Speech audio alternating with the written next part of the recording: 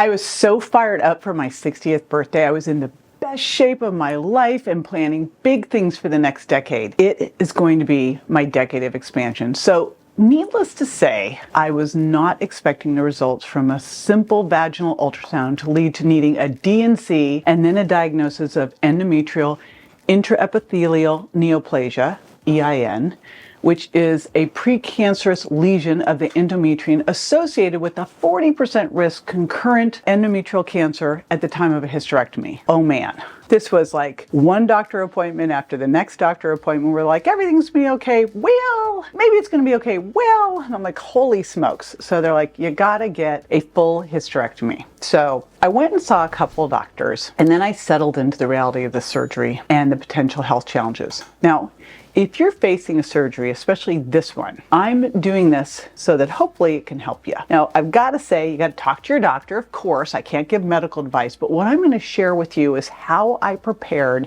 and recovered from this hysterectomy. Because now looking back, honestly, it was a breeze. And you usually don't hear that about hysterectomies. So first thing that started to happen, and why I had to have it, was I noticed a little spotting, and I went to the doctor. And then they did an ultrasound, then they did another ultrasound, then they did a D&C, so it kept going on until I got that diagnosis.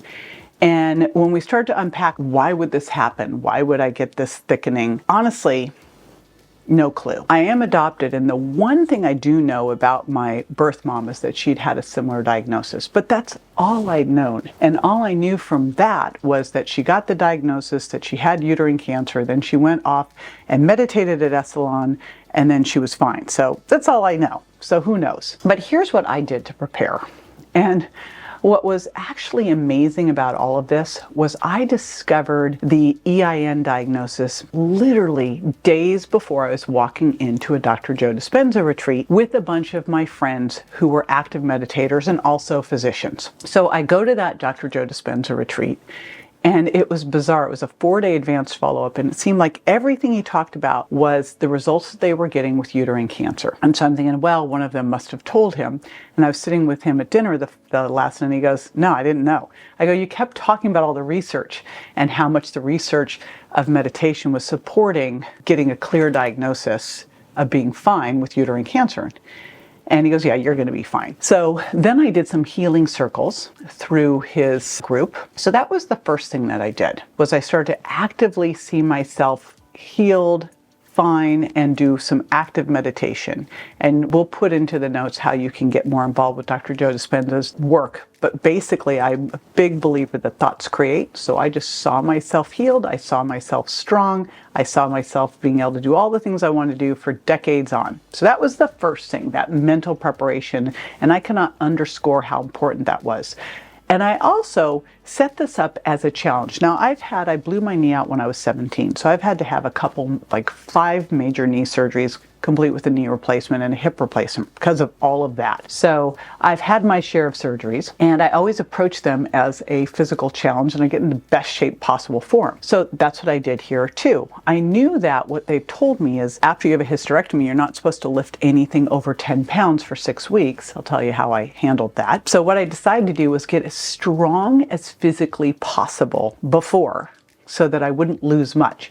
So I literally went into the gym and massively cranked up my resistance. I started to go even harder, and I really started to work my core as well. Along with that, I started using something called a Coochball, which is a pelvic floor trainer, because I thought, you know what, I need to get everything in me as strong as possible. So I started sitting on this Coochball every day as well. So that was the next thing, and I also, of course, was doing my high intensity interval training. Then I worked on my nutrition. These are all things that I've been doing anyway. I just made sure I was super duper consistent. I've always been consistent with the way that I eat and making sure that I get the optimal amount of protein. I also been taking creatine. I started that probably last year. It's one of the most important things that I've added into my supplement stack. So I made sure I stayed on the creatine. I made sure that I was on annatto tocotrienols. But the big one was to make sure that I was actively using DIM to help detoxify the bad estrogens, along with doing saunas, because saunas help you detoxify as well. So those were the things that I was doing. And then I went in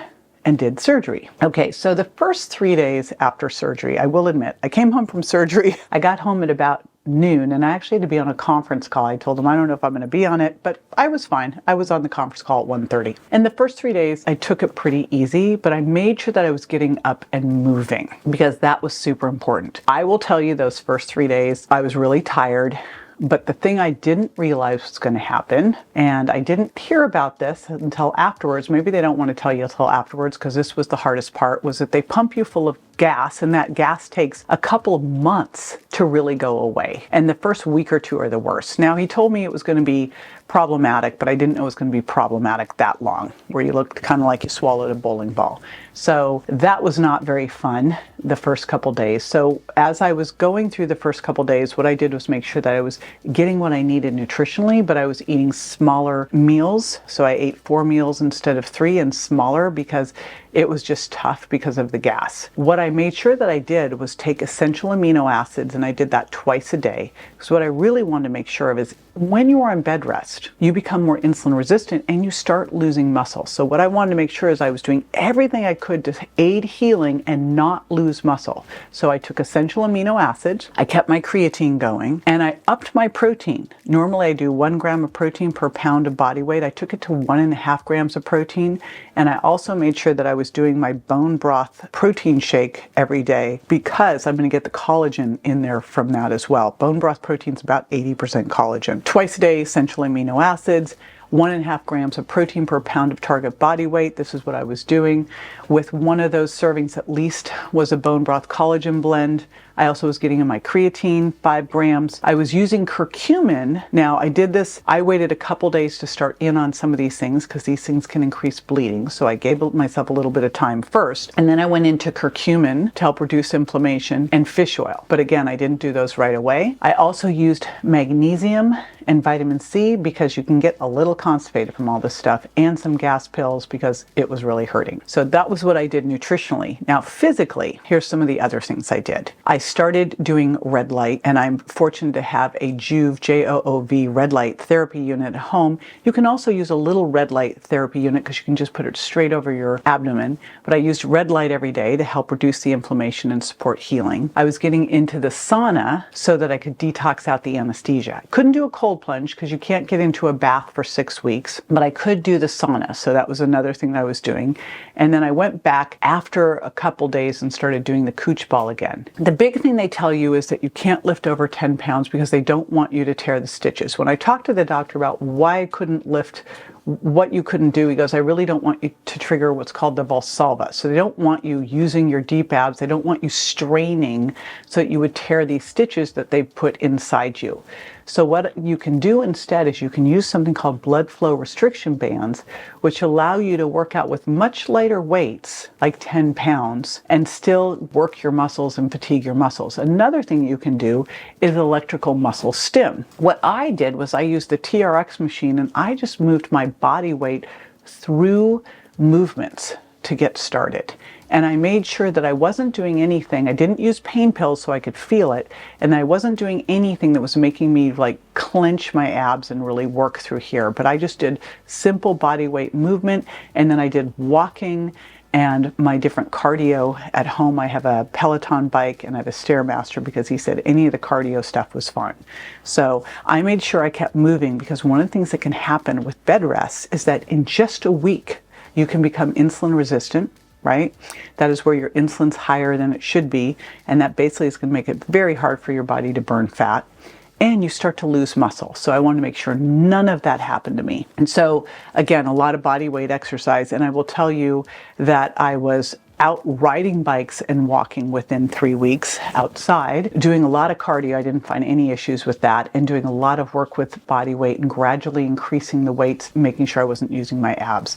At the end of 6 weeks, I went straight back up to full strength. So really didn't lose anything from any of this stuff. Now that I am 3 months out, I'm going to do a follow-up on all my hormone labs. So I'm going to do blood labs and a Dutch test. And I will also do another DEXA scan just to make sure that I've held onto my muscle. Since I do DEXA scans every 6 months, I correlate them at home with my Tanita scale, my full body Tanita scale at home, and a tape measure, and I can tell my weight's the same. Everything says at home in terms of body fat's the same. So it looks like everything managed to stay the same, which is what I was really looking for. The big thing that we have to pay attention to as we age is not losing muscle. Now, the big thing I have to say is, of course, this is what I did. And so you always have to talk to your doctor. You want to be super careful with any of these things, with any type of lifting, again, because of the stitches. But that's where I went into body weight movement and a lot of cardio movement. So deal is, whether or not you have surgery coming up, you're going to want to develop a solid strength training routine to help